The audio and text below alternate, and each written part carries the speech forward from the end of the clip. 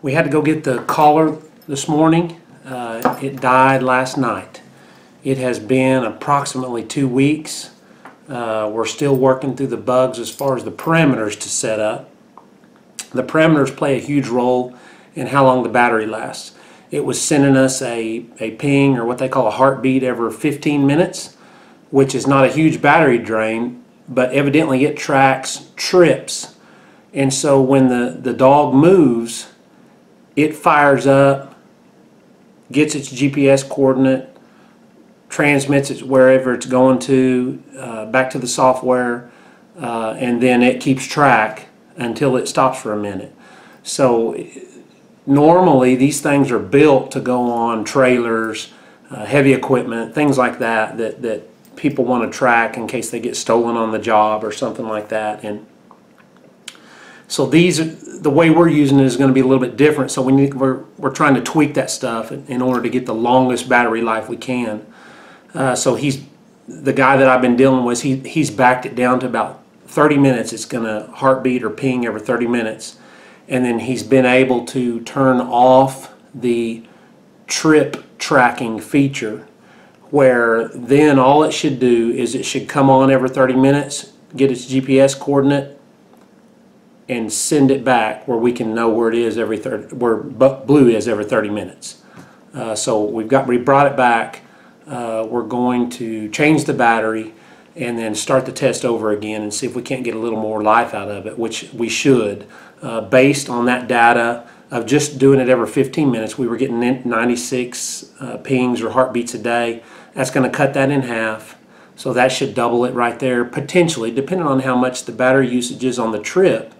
And he was saying it's quite a bit to do the trip part, maybe even more than just a generic heartbeat or ping. And so, knocking it down or increasing the time to 30 minutes may not be as much of a factor as getting rid of that trip tracker, because he was amazed at how many trips we had. There was like 1,006 trips in 11 days, or almost 2 weeks. So we're going to change that. We're going to change the battery. While I had it in, I was just going to show you real quick how I mounted the collar. This is the thickest collar I could get from, I think I got it from Tractor Supply or Orscheln's or somewhere like that, Atwood's. But it's a thick nylon collar, and these bolts right here would just cover the collar at this angle. It would have been nice if we could turn it like this, but when you do, these holes they're above the thickness of the collar, so it won't work as far as securing it to the collar. So we had to get it secured to the collar. It's really a small deal. It's very light. It's not a nuisance for the dog at all. We wanted to get it where the back of this thing doesn't rub on the dog, so you can probably see it's flush. Maybe right there you can see that the little screws are flush. And then what we also did was, on these screws, I took some sandpaper after I got it on and just sanded the top of this down a little bit where it didn't have any edges, where it wouldn't get into the dog. And it's not causing any harm at all to Blue's neck. It's just it works great. Of course, we use what I consider normal collar tightness. Is we can fit 4 fingers under it, and it's not a big deal. So so we're going to take it apart, put the batteries back in, or put new batteries in, which are lithium batteries, and then we'll see if we can't go find the goats and put it back on Mr. Blue and let him get back to telling us where he is. So I'll zoom in here in a minute and just kind of show you how it disassembles and how you change the batteries and all that stuff, just for your information.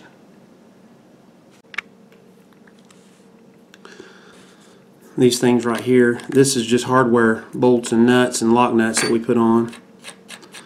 We used a leather punch to punch a hole in this collar. It worked decent. It wasn't great, on nylon, but it worked decent. So we've got these loose already just to save a little time.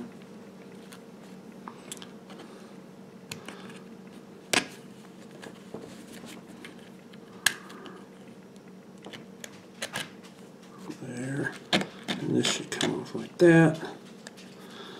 And we got to turn it over and all of these little screws right here have to be taken out, and that's the biggest pain to this thing, but it is well worth it. But they all need to be taken out, so there's no need in me showing you all that. I'll turn it back on once I get them all out. Okay, so we've got all the screws out. Then this thing right here pops off.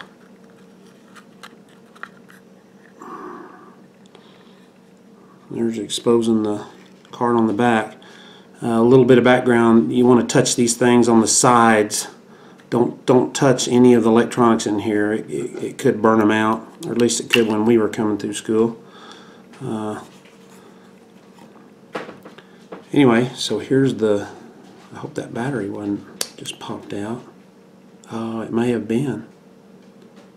Yeah, it came on. We're going to go ahead and change them.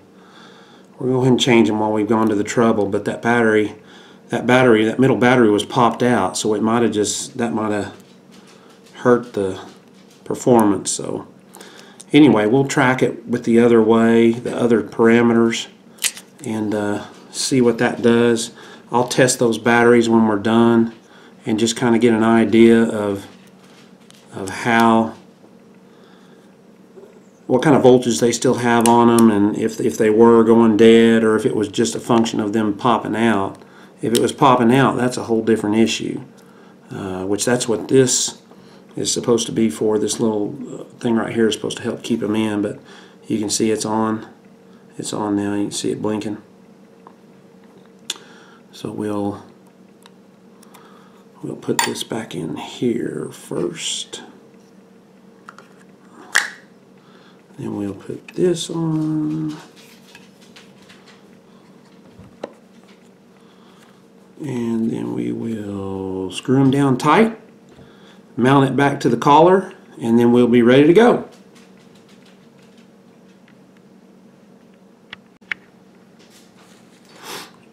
Here's the finished product. We got the fresh batteries in, got her down flush, won't be any rubbing on the neck, and we should be good to go as long as I can go get Mr. Blue to come to me, and we'll put her back on. Come here, Blue. Come here, buddy. Come here. Come here, Blue. Come here, buddy. Come here, Mr. Blue. That's a good boy. That's a good boy. Yeah, come here. Let's get your collar. Let's get your collar back on, not on your leg. That's a good boy. He said, oh, I like my collar. That way I won't get lost. What a good boy. Yeah. Yeah. Does it look okay? Yeah. Oh, that's a good boy. That's a good boy. Where did we have that thing hitched? Right there, maybe. How's that feel? Is that pretty loose? Is that pretty loose, buddy? Is that pretty loose?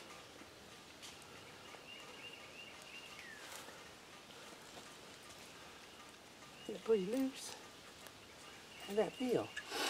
See, just the act of taking this off and taking it back and putting the batteries back in and changing that, we had a hard time finding them. They're in these woods right here, and we just got lucky. Two of the dogs came to us, and Blue came to us, which was lucky, because he normally doesn't. He normally will stay with the goats. You got to go to him. So the tracking collar is just so awesome. I may want to tighten that just a little bit. Yeah, that's better. Good boy. Oh, what a good boy. What a good boy. And the guy we got Blue from, he did a real good job kind of socializing these dogs just enough. Not too much that they followed you everywhere, but enough that you could kind of come up and rub on them a little bit and handle them and know you're okay with it. Isn't that right, Blue? Good boy. Good boy. Good boy. There we go. We'll test it from here.